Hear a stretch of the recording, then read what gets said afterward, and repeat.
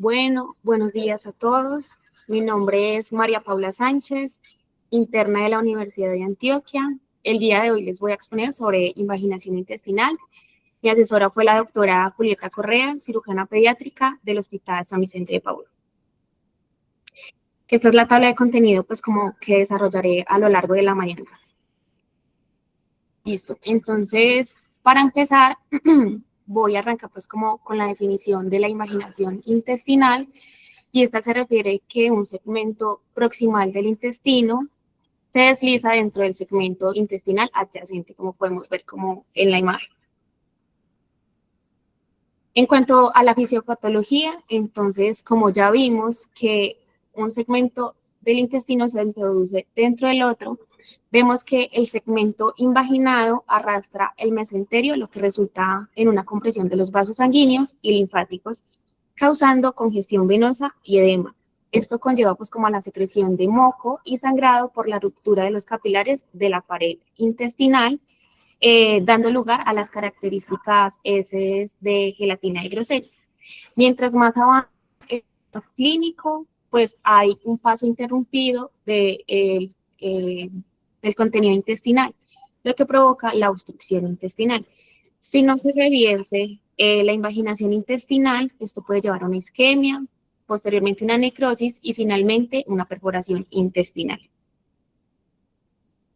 En cuanto a la epidemiología, entonces se ve que tiene una incidencia de 1 a 4 en 1000 lactantes, que se presenta en el periodo entre los 4 meses y 3 años, que tiene un pico máximo entre los 5 y 6 meses, un predominio en el sexo masculino frente al femenino con una relación de 3 a 2, que se presenta en niños sanos, pues que no tienen alguna patología de base y que pues están bien nutridos en general. Esa es la causa más común de obstrucción intestinal en los lactantes.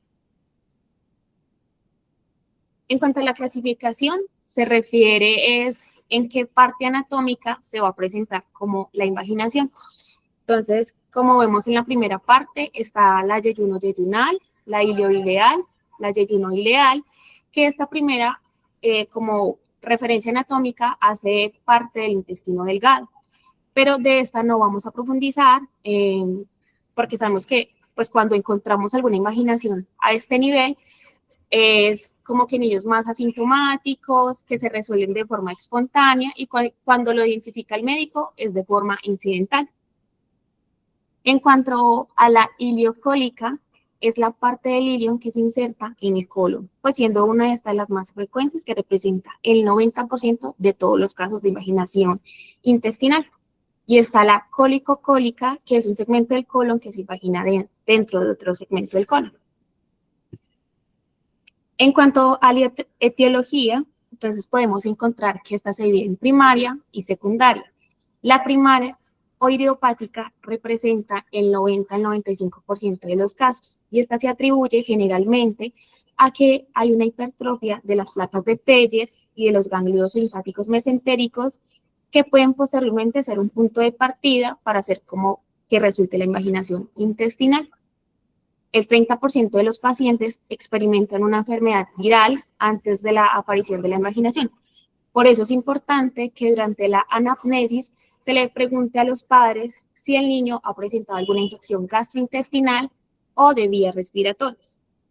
Recordemos que las placas de Peyer son ese grupo de folículos linfoides que están bien organizados, que están ubicados en la lámina propia y en la parte de la submucosa de la porción como más distal del intestino delgado, pues que está en más proporción en la parte del ilion distal y que se encuentran también numerosas placas cerca de la válvula iliocecal. La secundaria representa el 5 al 10% de los casos y en esta hay una lesión identificable que sirve como punto de guía. Un punto de guía se refiere como a una lesión o una variación en el intestino que queda pues como atrapado por el peristaltismo y este es arrastrado hacia un segmento distal y es lo que provoca como tal la invaginación. La presencia de un punto guía aumenta en proporción con la edad. Entonces, si nosotros tenemos como un niño que se sale de las edades que nombré al principio, uno debería pensar que tiene una probabilidad un poco más alta de que el paciente presente un punto guía o punto patológico. Las causas más frecuentes, entonces, están en primer lugar el divertículo de Meckel, que es una anomalía congénita común del intestino delgado causado por la obliteración incompleta del cierre del conducto vitelino, perdón.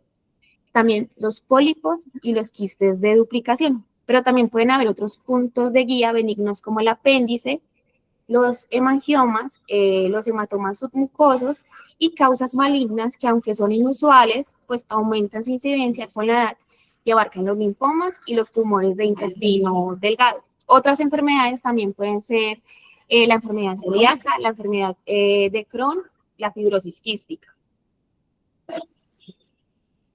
En cuanto a la presentación clínica, entonces tenemos que hay una aparición repentina de dolor abdominal que se caracteriza por ser un tipo de cólico que es progresivo e intermitente que aparece cada 15 a 20 minutos.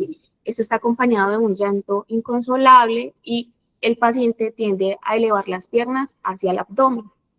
También hay episodios de mesis que comienzan poco después de los primeros episodios de dolor abdominal, que inicialmente no son biliosos, pero a medida que va progresando el cuadro, estos se convierten en biliosos por la obstrucción intestinal. El 25% de los casos puede haber heces sanguinolentas que se conocen como heces, heces de gelatina de grosella. Al examen físico también podemos palpar una masa abdominal en forma de salchicha, como pueden ver en la imagen, y en el cuadrante inferior derecho puede aparecer como que se ve plano, y ese es el signo de la danza. También, a medida que los síntomas van progresando, el paciente presenta pues alteraciones en el estado de conciencia. Si el proceso obstructivo empeora y se produce una isquemia intestinal, pueden aparecer otros síntomas como deshidratación, fiebre, taquicardia e hipotensión en rápida sucesión como resultado pues, de una bacteremia y la necrosis intestinal. Como podemos ver, esos tres síntomas que están seleccionados en la parte de arriba, el dolor abdominal, las heces y la masa abdominal palpable, se habla de que son una actividad clásica de la marginación intestinal, pero eso se presenta en menos del 15% de los casos. También puede haber una presentación atípica donde el paciente solamente presente alteraciones del estado de conciencia sin ningún otro síntoma acompañante. En cuanto al diagnóstico, la imagen es la ecografía abdominal, que además es una imagen que no provoca radiación y que tiene una alta sensibilidad y especificidad por encima del 90%, si un profesional pues, capacitado lo hace. Además, el valor predictivo negativo también es cerca del 100%, por lo que un estudio negativo realizado pues, por un ecografista experimentado puede descartar definitivamente la invaginación intestinal. Además, con esta imagen también podemos identificar los puntos guías o puntos pues, patológicos, pero pues a menudo pueden pasar pues, como inadvertidas.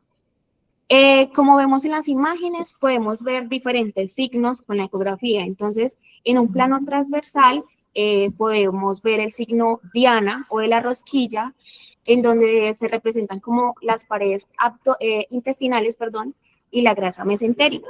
En el signo del pseudorriñón, esta lo podemos ver más en un corte longitudinal. También hay otras imágenes, pero no se utilizan para el diagnóstico. Está la radiografía simple de abdomen, que esta tiene una baja sensibilidad y una baja especificidad. Esta nos ayuda para descartar o confirmar la presencia pues como de una perforación intestinal. En cuanto al TAC, no se utiliza pues como de manera rutinaria, sino que esta imagen pues nos sirve más como para caracterizar esos puntos de derivación patológica que podemos encontrar como la ecografía, como caracterizarlos más. Listo. En cuanto al tratamiento, entonces es importante que al paciente se le haga una reanimación con líquidos, se pase una sonda nasogástrica para cumplir. En cuanto a la reducción, podemos ver dos líneas, que puede ser una reducción no quirúrgica y la quirúrgica. En la no quirúrgica, entonces, tenemos como dos opciones, que es el enema hidrostático y el neumático.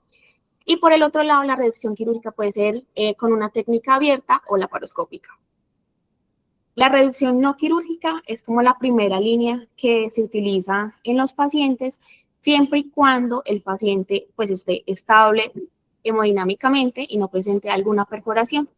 También es importante recordar y recalcar que esta técnica no necesita pues como una profilaxis antibiótica antes o durante el procedimiento. Esto lo recomiendo pues la Asociación Americana de Cirugía Pediátrica, que no ha visto pues como beneficio en implementar antibióticos. Entonces, vamos a empezar con la técnica de enema por presión hidrostática. Esa imagen es una imagen pues simulada que saqué de un artículo. Entonces, básicamente esta técnica originalmente se describió con bario, pero pues se ha ido sustituyendo por solución salina, porque el bario ante una perforación provoca pues una contaminación importante de la cavidad abdominal, produciendo una peritonitis química. Entonces, básicamente, el procedimiento es que se inserta una sonda Foley por vía rectal, se conecta a una bolsa de solución salina. Esta bolsa debe estar por encima del paciente. Se dice que generalmente a 1 metro. Se debe mantener bien cerradas las piernas del niño para evitar pues como pérdidas o fugas, y se utiliza como guía la ecografía. Se espera la llegada del líquido hasta la cabeza de la invaginación y se hace un control del retroceso de la cabeza como tal, hasta llegar a la válvula iliocecal, donde puede ser necesario pues como subir de forma progresiva la presión. Entonces es ir aumentando de altura la bolsa. Cuando se dice que este procedimiento es exitoso, cuando se ve la válvula iliocecal libre y el líquido circulando de forma retrógrada por asas del hilo. El enema por presión neumática, entonces aquí la guía que utilizamos es la fluoroscopia. Entonces, básicamente se hace una inserción de una sonda Foley a nivel rectal, igual. Esta se puede insuflar, el balón de la sonda Foley se puede insuflar hasta 30 mililitros, pero esto no se debe hacer pues como en niños menores de 10 meses. Se hace un sellado hermético alrededor de la sonda, pues con el fin de minimizar las fugas de aire y mantener como una presión adecuada. Se puede utilizar un sistema de suministro de aire presurizado con válvula de control de la presión, y la presión de insuflación como para iniciar la técnica es de 60 a 80 mililitros de mercurio, hasta que se puede aumentar hasta 120. El éxito de la técnica se confirma cuando se observa el reflujo del aire hacia el ilion y que el aire llena pues como varias asas del intestino delgado central. Cada intento de insuflación no debe durar más de 3 minutos, pero puede repetirse generalmente hasta 3 veces. Listo. En cuanto a los riesgos del enema, presenta que se pueda presentar pues como una perforación intestinal, que representa del 1 al 4% de los pacientes. Los factores de riesgo para esta perforación incluyen pacientes que sean menores de 6 meses, una larga duración de los síntomas y evidencia de obstrucción del intestino delgado. En el caso del enema por presión neumática, se va a presentar un neumoperitoneo a tensión.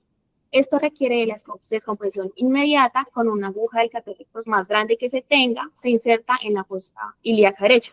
Por eso se dice que durante estos procedimientos deben de estar presentes los cirujanos pediátricos, 2 enfermeras de cirugía pediátrica y pues el radiólogo, que es normalmente el que realiza el procedimiento. Cuando se debe hacer un enema repetido, pues referido, entonces se hace en caso de que los pacientes tengan un éxito parcial. El intervalo para hacerlo se dice que es de 30 minutos a unas horas. Vi en varios artículos que decían que se podía de 4 a 6 horas, pero eso todavía no está como estandarizado. Y no se repite en este primer intento fue infructuoso, es decir, la invaginación no se movió absolutamente nada o el paciente está inestable. Bueno, en cuanto a saber o utilizar qué método es mejor que el otro o qué riesgos tiene uno del otro, yo pues como quise traer este artículo para que miráramos qué resultados tuvieron frente a un enema respecto al otro. Entonces, esto es un ensayo controlado aleatorio que compara la eficacia y la seguridad de la reducción hidrostática y de la reducción neumática. Se hizo en el Hospital de China Occidental.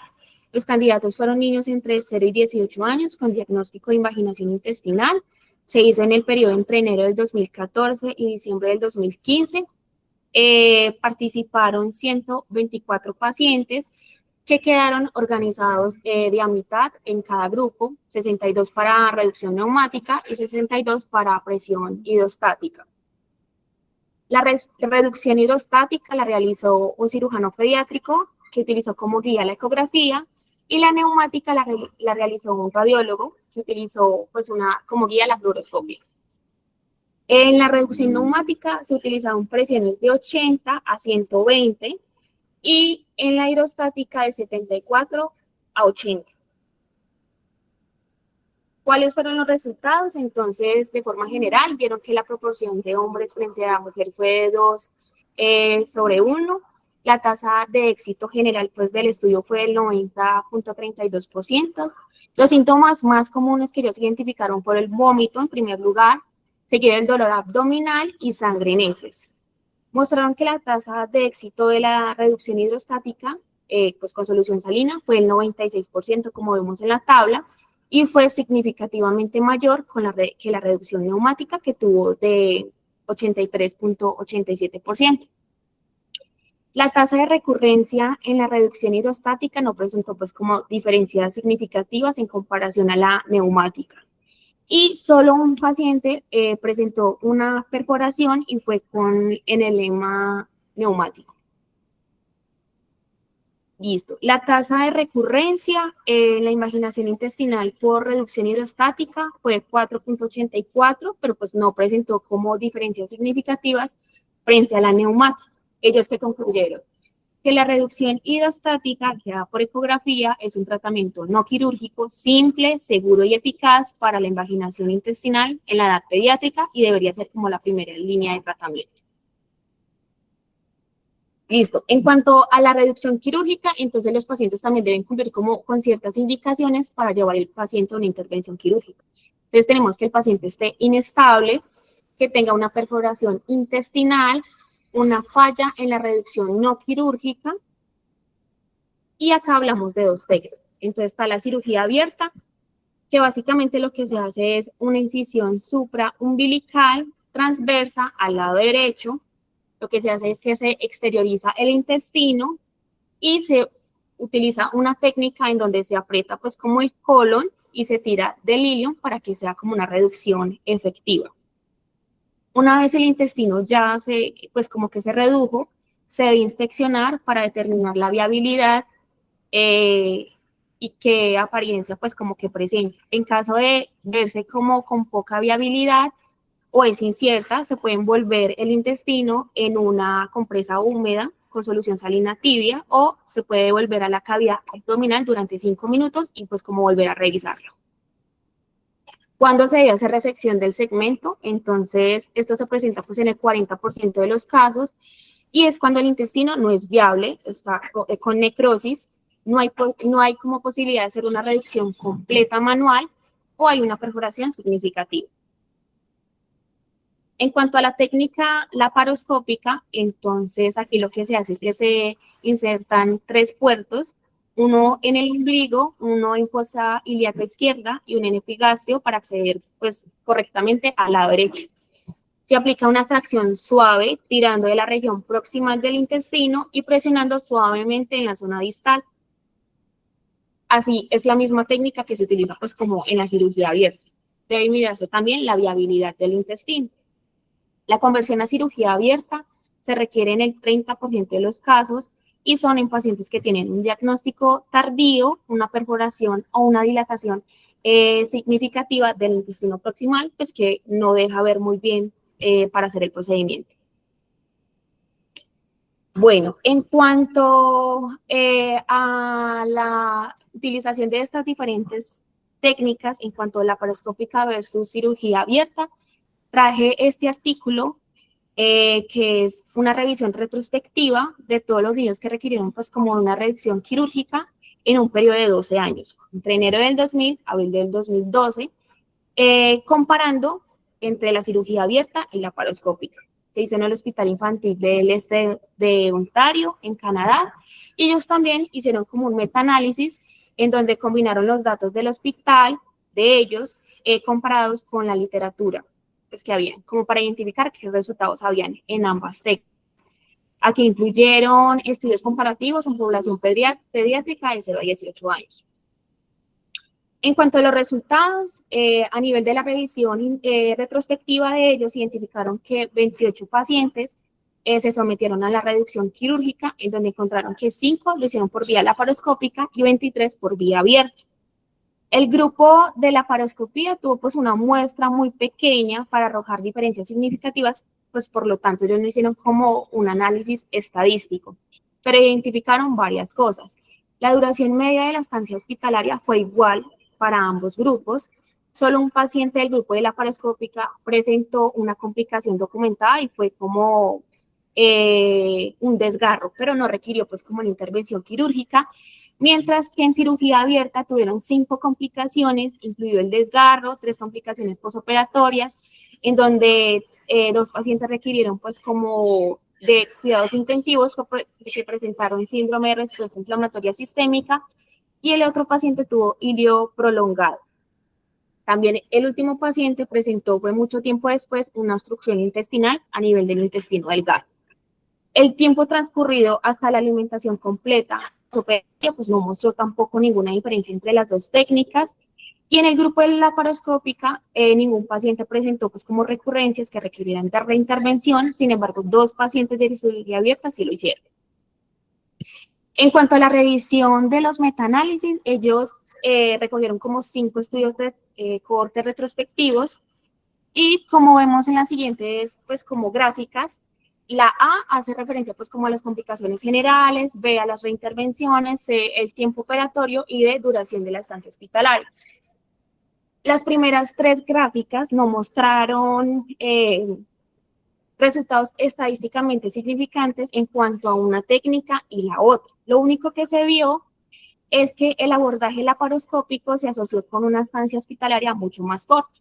Entonces, ellos concluyeron que los datos analizados sugerían que la reducción de la invaginación intestinal por la técnica de laparoscópica es una técnica tan factible, segura y eficaz como el abordaje abierto. E incluso podría ser beneficioso para cortar la duración de la estancia hospitalaria. Y eso sí se dio porque, pues como mucho tiempo cuando salió esta técnica, había mucha como controversia si era pues como peor que la cirugía abierta.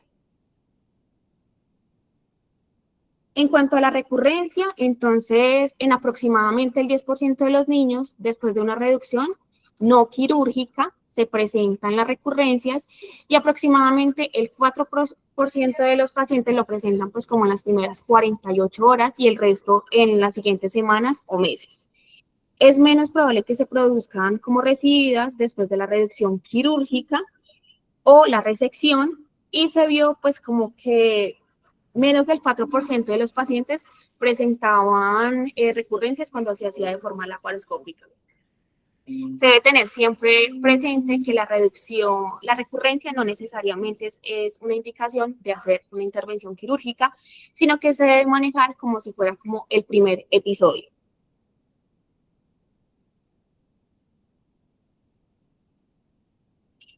Ay, qué pena, no me cargo acá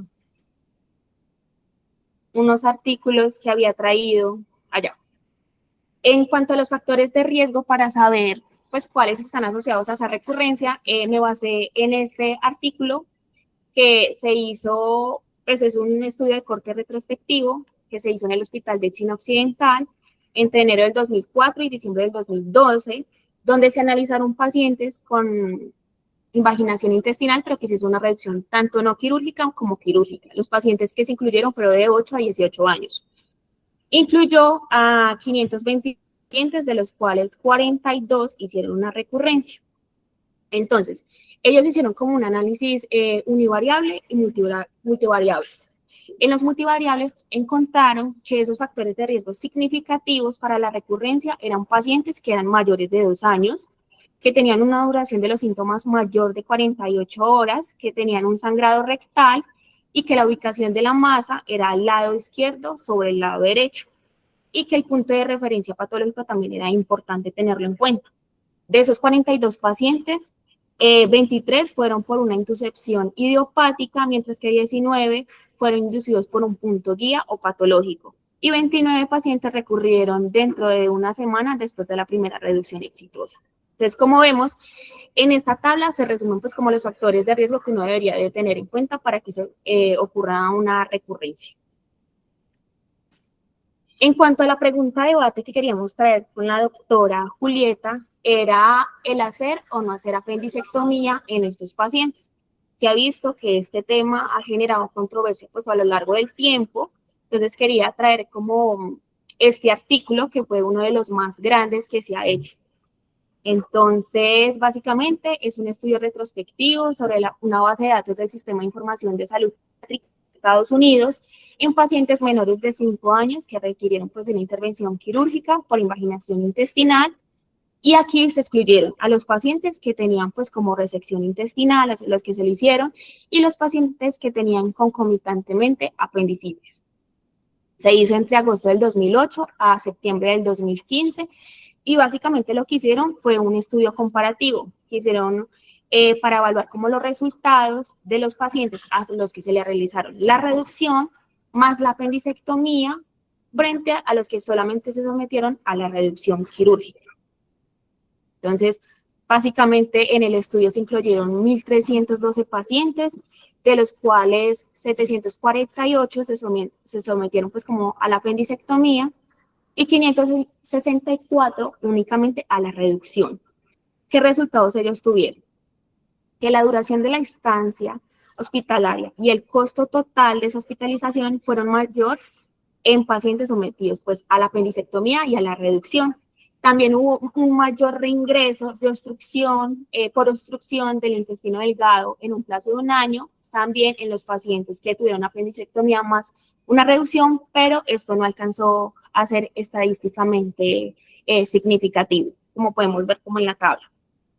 Ellos también vieron que el reingreso a los 30 días fue del 13.5 en los pacientes que se les hizo la apendicectomía, que presentaron dolor abdominal, deshidratación y diversos como problemas infecciosos, en comparación al grupo que se le hizo solo la reducción con 15.8% que ingresaron pues, por los mismos motivos.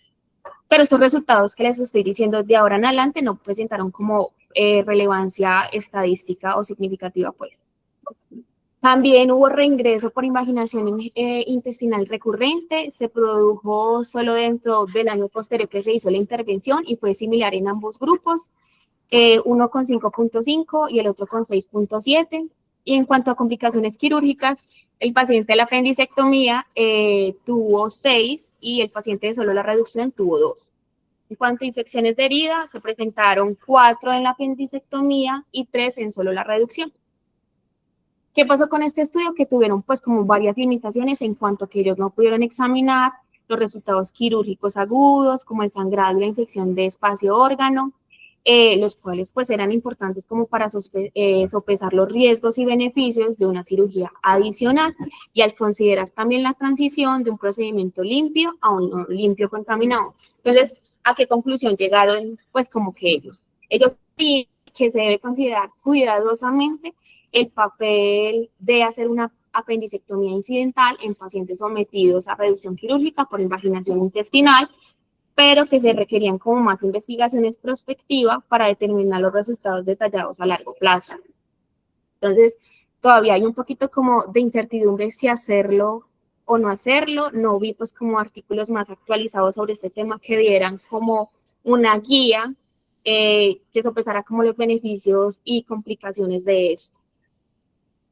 Y ya para terminar, como para los mensajes como para llevar a casa y tener siempre presente el tema, es que la invaginación intestinal es la causa más común de obstrucción intestinal en lactantes, que el 95% de los casos es de etiología primaria, que la presencia de un punto guía aumenta en proporción con la edad, que la imagen para hacer diagnósticos es la ecografía y que la primera línea de tratamiento es la reducción no quirúrgica, pero siempre teniendo presente el estado clínico del paciente. Entonces, paciente estable y sin perforación intestinal. Muchas gracias a todos. ¿Escuchó alguna pregunta o comentario?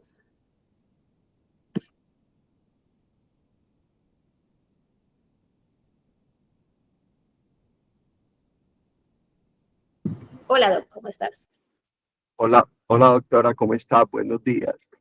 Bueno, creo que hiciste una buena revisión bibliográfica sobre el estado actual de la invaginación. Pienso que te planteaste unas preguntas adecuadas en cuanto a temas que siempre han sido controversiales. Creo que manejaste bien el tiempo y en términos generales la presentación estuvo muy organizada y muy limpia. Tengo algunos comentarios desde el punto de vista fisiopatológico. Hace unos 30 años, cuando salió la primera vacuna de rotavirus,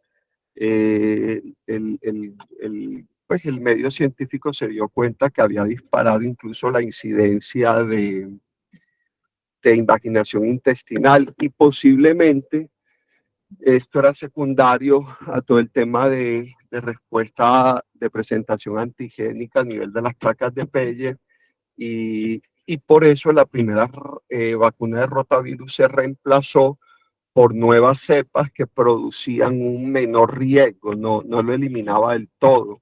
Entonces también cuando uno indaga el tema postvacunal, comienza a encontrar este tipo de entidades. ¿Por qué quise traer como ese dato histórico? Porque en la reciente pandemia de COVID también observamos que a diferencia de los adultos donde el órgano blanco era el pulmón, en los niños el órgano blanco fue el intestino. Entonces muchos niños degustaban con cuadros de gastroenteritis, prueba de COVID y la prueba de COVID daba positiva y tuvimos varios casos de niños invaginados con COVID y de hecho cuando uno revisa la literatura también muchos otros grupos mencionaban la asociación. De hecho, también hubo un aumento de casos de apendicitis, como ocurre en todos los cuadros virales. Es muy interesante porque eh, las placas de Peyer tienen el receptor de la enzima convertidora de angiotensina en los niños, a diferencia de los adultos, en donde el receptor está a nivel pulmonar. Lo segundo que también quería mencionar, yo creo que la última pregunta que te hiciste, si apendicectomía o no, pues yo creo que obviamente está el criterio del cirujano cuando observa macroscópicamente el apéndice. Yo pienso que no hay que hacerlo de rutina, yo pienso que no hay que hacerlo de rutina, de hecho, cuando se hace invaginación hidrostática y neumática no se hace. Lo que tal vez se recomendaba antes era porque antes de la laparoscopia hacíamos incisión transversa derecha baja, como un Rocky Davis, por decirlo, y muchas veces se recomendaba hacer la apendicectomía porque en la vida adulta, si al niño le daba una apendicitis, el cirujano se iba a confundir pensando que ya lo habían apendicectomizado.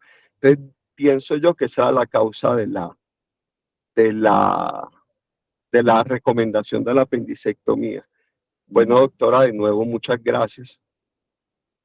Bueno, muchas gracias. Sí, así como usted lo dice, en la parte de la apendicectomía sí se hacía porque decían como para que los pacientes no se, perdón, los cirujanos no se confundieran como más adelante, pero también se ha visto como en artículos que el hacerlo, como el que quitarlo, el muñón también puede funcionar como un punto guía. Entonces también estaba como esa parte de la controversia. Muchas gracias, doctor, por sus comentarios. Doctor Walter. Hola María, buenos días a todos. Me gustó tu charla, me pareció que fue una charla concisa, pero trajiste artículos, trajiste buenas referencias, creo que fuiste muy clara pues en la explicación.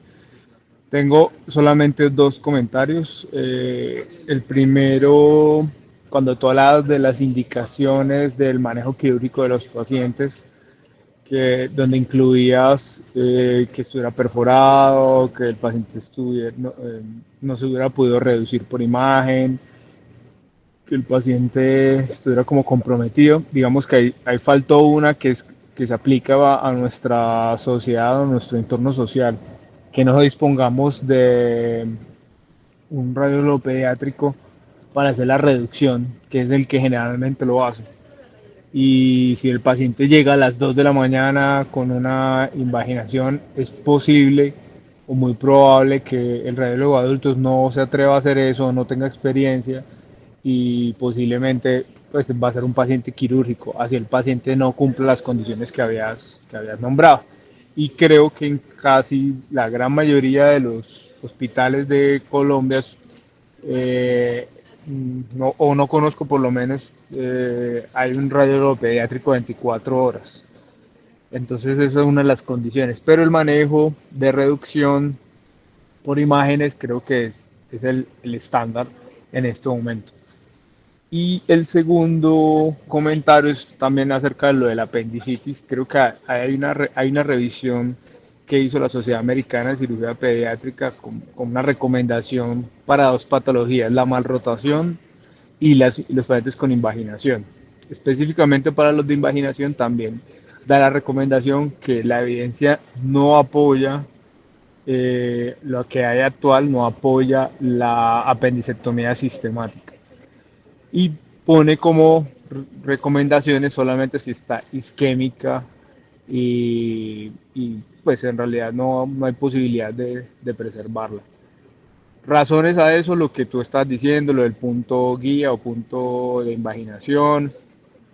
Hay otros que también, o una tendencia a que algunos de estos apéndices se pueden utilizar en el contexto de cada paciente, ¿no? Se puede utilizar más adelante como un conducto cateterizable para algunos tipos de cirugías reconstructivas, urológicas o de colon y recto. Entonces, el apéndice no se debería sacar sistemáticamente. Eso era lo que tenía eh, de comentarios, María. Muchas gracias, doctor.